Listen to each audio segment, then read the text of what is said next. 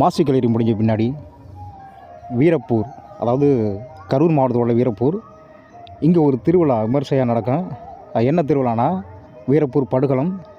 அது பொன்னர் சங்கர், வீரமலை சாம்புவன், பெரிய காண்டியம்மன் இவர்கள்லாம் குதிரை வாகனத்துலேயும் காளை வாகனத்துலேயும் யானை வாகனத்திலையும் உள்ள வருவாங்க. இதோட வரலாறு என்னங்கிறது எல்லாருக்கும் தெரியும். ஆனால் முக்கியமாக நாங்கள் பார்க்க போகிறது இங்கே வந்து வீரமலை சாம்புவனோட வரலாறு என்ன, அவரோட வாழ்வியல், அவரோட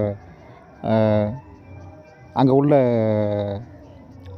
அவர் எந்த மாதிரி வளம் வராருங்கிறத நம்ம பார்க்க போகிறோம்.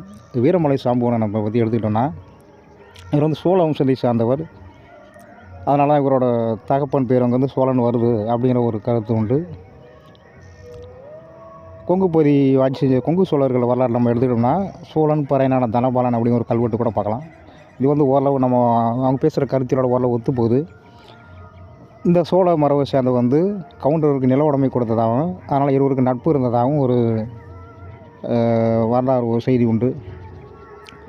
இரண்டாவதாக உள்ள இன்னும் ஒரு செய்தி என்னென்னா,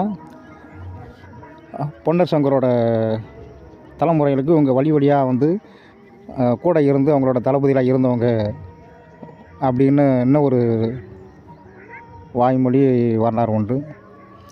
மூன்றாவதாக இது வந்து வழங்கி அடங்கிய மோதல் அப்படிங்கிற இன்னும் ஒரு வரலாறு உண்டு. ஏன்னா கொங்கு சோழர்களும் சரி, கொங்கு பகுதி சார்ந்த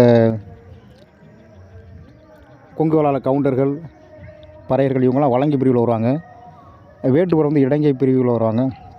இங்கே நடந்து வந்து கொங்கு கவுண்டர்கள், பறையர்கள் ஒரு பக்கமாகவும், வேட்டுவர்கள் தலைவர் காளி தலைமையில் இன்னொரு பக்கம் 2 போர் செய்தால் இன்னொரு வரலாறு உண்டு. இதுவும் வர நமக்கு ஒத்துப்போம். ஏன்னா தமிழகம் முழுக்க வழங்கி அடைங்கும் போது காலங்காலமாக நடந்த ஒன்று. அந்த வரலாறுகளை தாண்டி நம்ம பார்க்க போகிறோம். இன்றைக்கி அந்த படுகொலை நிகழ்வு நடக்குது. அது குறித்த செய்தியை தான் நம்ம அங்கே உங்களுக்கு காணொலி ஒளியில் கொடுக்க போகிறோம்.